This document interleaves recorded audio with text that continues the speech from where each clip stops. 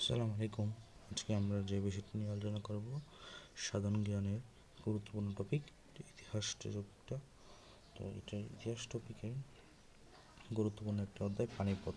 স্থানের নাম আর কি, পানিপথ ভারতের একটি স্থান। তো আমরা আজকে এই পানিপথ নিয়ে আলোচনা করব।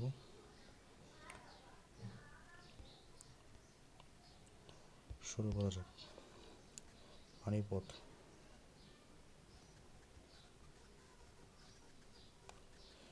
ইতিহাসের খুব একটা গুরুত্বপূর্ণ অধ্যায়। এই পানিপথে 3টি যুদ্ধ সংঘটিত হয়। একটি হচ্ছে 1526 সালে, দেন হচ্ছে 1556 সালে, অ্যান্ড দেন 1761 সালে। তিনটা যুদ্ধই খুবই গুরুত্বপূর্ণ। তো প্রথম যে যুদ্ধটা, তো এই যুদ্ধে প্রথম যে যুদ্ধ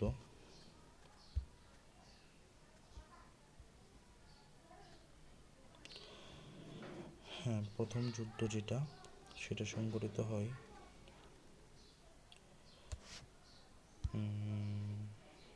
প্রথম যুদ্ধটি সংঘটিত হয় সেটা হচ্ছে বাবর এবং ইব্রাহিম লোদি। ইব্রাহিম লোদি আর কি। তো প্রথম যুদ্ধটা সংঘটিত হয় মূলত বাবর এবং ইব্রাহিম লোদির মধ্যে 1526 সালে।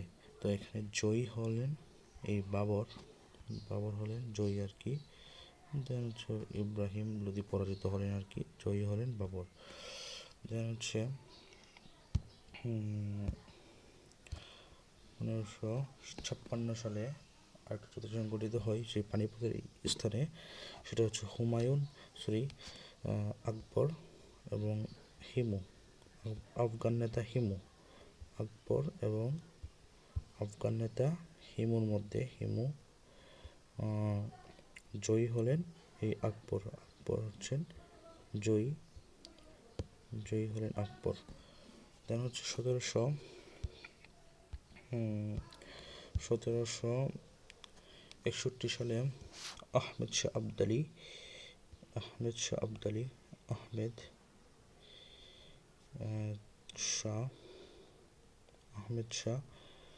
আবদালি এবং মারাঠা আর কি, যারা মারাঠা। এবং খুবই গুরুত্বপূর্ণ একটা ইনফরমেশন যে মারাঠারা আসতে বলছে বাংলায় কারা বর্গী নামে পরিচিত। তো বর্গী নামে মূলত মারাঠারাই পরিচিত। সেই মারাঠারা হচ্ছে মারাঠাদের মধ্যে এবং আহমেদ শাহ আবদালি মারাঠার মধ্যে যুদ্ধ সংঘটিত হয়, যে মারাঠা হচ্ছে পরাজিত হন আর জয়ী হলেন আহমেদ শাহ আবদালি। এবং এই আহমেদ শাহ আবদালি ছিলেন একজন আফগান শাসক। তো যদি ঘটনাটা ইতিহাসটা একটু বলি, তো এইভাবে যে সতেরোশো আমরা জানি যে 1757 সালের 23শে জুন সংগঠিত হয় পলাশী যুদ্ধ। তো এই পলাশী যুদ্ধ সংগঠিত হয়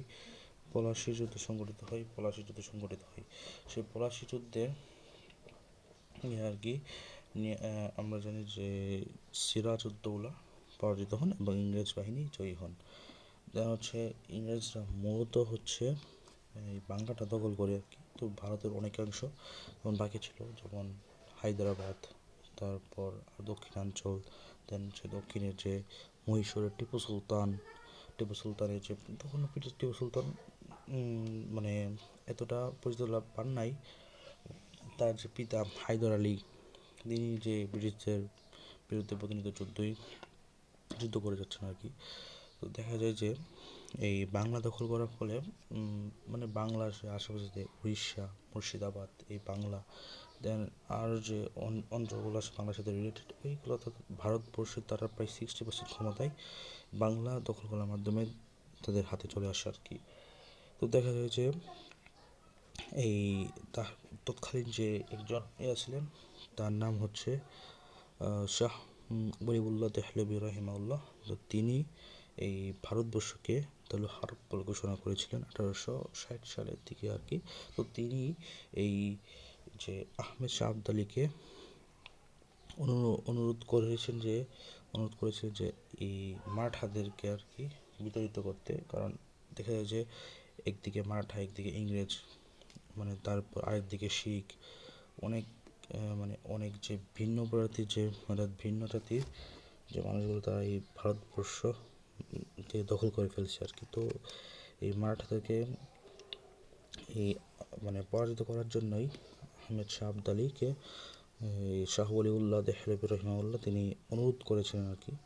সেটা অনেক ইতিহাস আছে, বাট তার অনুরোধেই মূলত আহমেদ শাহ আবদালী সে আফগান থেকে অনেক সৈন্যবাহিনী নিয়ে পলাশ পানিপথের যে প্রান্ত সেই পানিপথের প্রান্তরে উপস্থিত হন এবং 1861 সালে আর কি।